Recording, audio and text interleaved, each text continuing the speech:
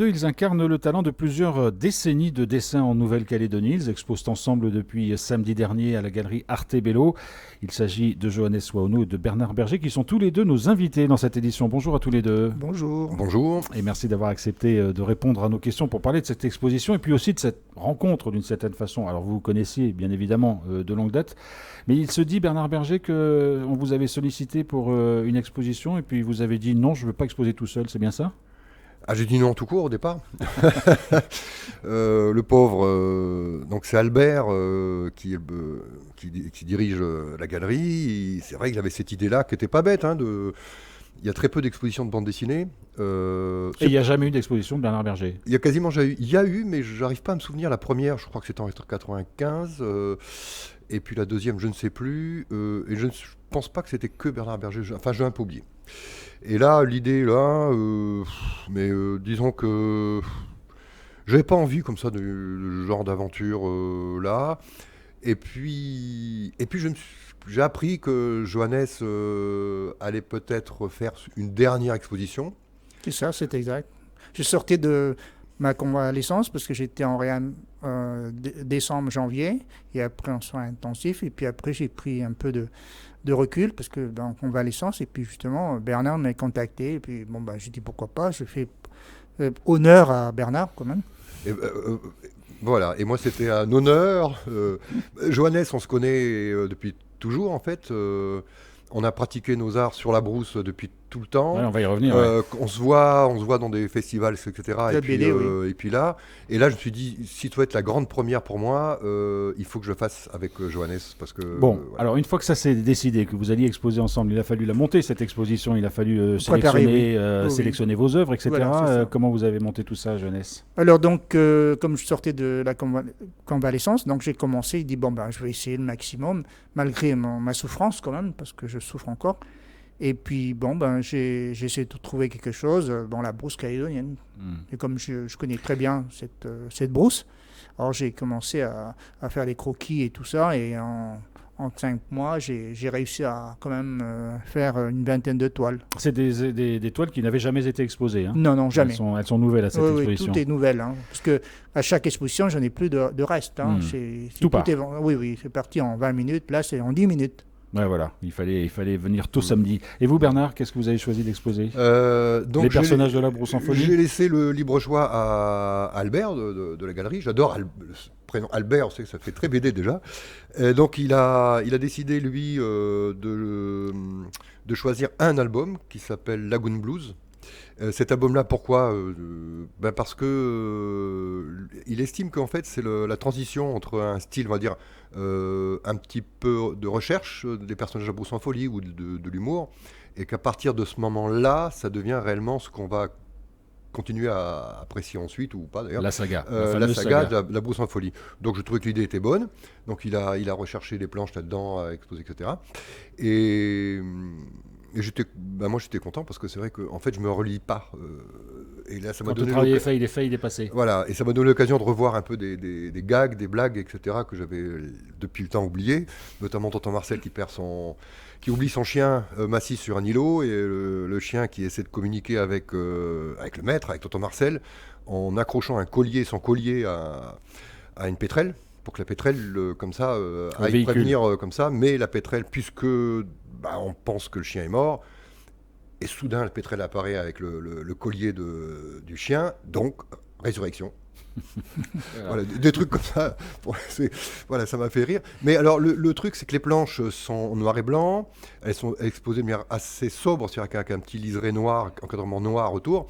Et ce qui est sympa dans l'expo, c'est surtout on navigue avec le noir et blanc et la couleur de Johannes, où c'est la couleur de la brousse, soit la côte ouest, soit la côte est.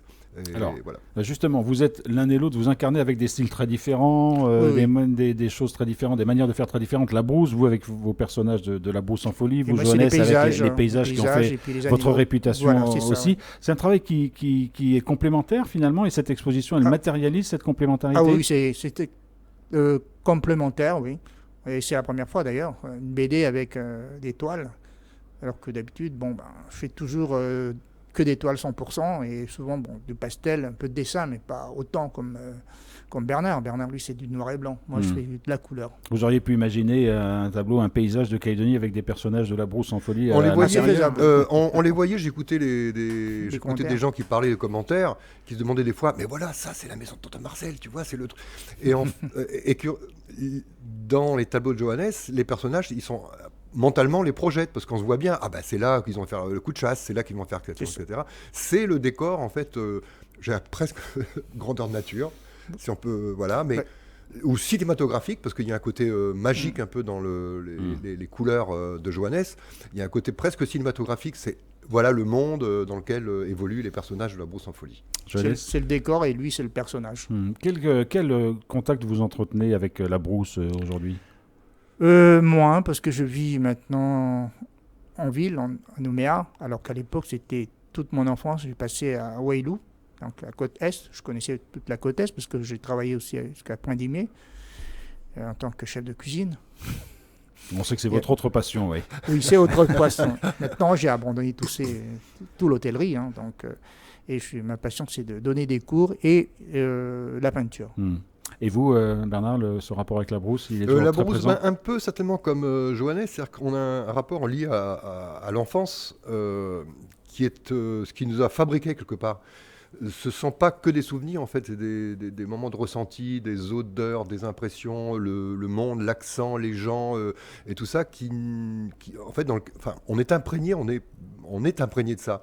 Et un peu comme une éponge, et maintenant, quand on appuie dessus, ce qui ressort, c'est tout ça, en fait. Donc, c'est cette brousse passée au filtre de nos impressions. Alors, peut-être, je ne sais pas si elle est réelle ou pas. En tout cas, c'est ce que nous, on a pris sur nous, quoi, en fait. Comment on voyait ça? Alors, c'est vrai que moi, il y a beaucoup, je pense beaucoup la famille, les accents, les trucs, les coups de pêche, les coups de chasse, les histoires complètement farfelues que je prenais pour vraies à l'époque, quand même. Mais c'est, par exemple, toutes ces histoires de chasse, de pêche, etc. C'est infini. C'est toujours extraordinaire, quoi. Jeunesse. J'ai le même avis que lui. J'ai fait toute cette vie-là. Donc, les scènes de vie de tous les jours de la brousse. Alors ça, c'est vraiment la brousse qu'on retrouve dans cette exposition Arte Bello. Il ne faut pas trop tarder parce que l'exposition est ouverte jusqu'au 8 septembre. Vous partagez aussi autre chose en commun, c'est d'avoir été à certaines périodes de vos carrières des dessinateurs de presse. C'est ça. Là, on est dans un autre exercice qui est de faire référence à l'actualité, d'illustrer l'actualité. Ça vous manque de temps en temps ou finalement c'est un travail aussi très très épuisant, Johannes? Non, là maintenant c'est fini. J'ai dit je tourne la page. Parce que je faisais les dessins d'Assise, les rubriques de Bernard Silvano et les grosses têtes. Et après, à la fin, c'est épuisant quand même, parce qu'il faut trouver des idées. Ben oui. Et puis, il faut être à la page, et puis il faut être bien informé de tous les événements, de l'actualité et tout. Et là, maintenant, avec l'âge, je pense que j'ai dû un peu retirer dans ce domaine-là. Et vous, Bernard? Un peu la même chose. C'est-à-dire qu'en fait, c'est vrai que le dessin de presse, par exemple, c'est courir après le temps. On est toujours, ce n'est jamais définitif puisque l'actualité change forcément. Donc on court après le temps. Donc à un moment donné, c'est vrai que quand on est à un certain moment de notre vie, en fait, on est dans le temps. Dans ce cas-là, c'est pas mal. Après, on commence tous les deux à vieillir. On n'est pas encore des vieillards, mais on est sur une autre époque maintenant et un autre rythme de stabilité. Et le fait les tableaux, par exemple, de la brousse de Johannes Wono, la bande dessinée que j'ai fait, c'est un côté presque éternel. C'est-à-dire que c'est à la fois basé sur du vrai, mais un vrai qui dure, c'est l'éternité en fait. On a besoin de ça dans on a toujours eu besoin de ça, mais dans notre époque, on a besoin d'être rassuré de quelque chose. Il y a peut-être des éléments qui ne changent pas tant que ça, voire qui sont stables. Un petit peu comme la famille. On aimerait que nos grands-parents soient éternels, qu'ils soient toujours là, etc., même s'ils ne le sont pas.